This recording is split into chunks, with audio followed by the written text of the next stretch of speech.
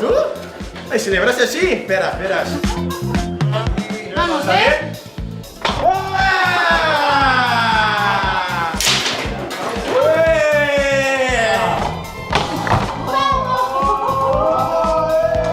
Va, el último, ¿eh? Sí. Vamos,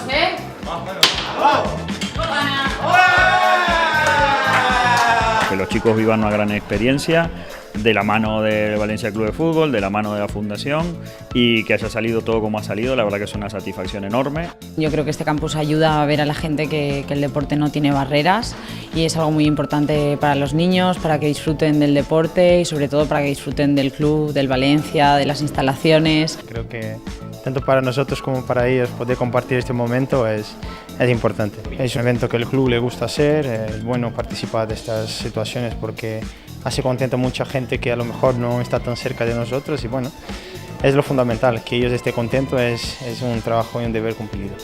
¡No existe no!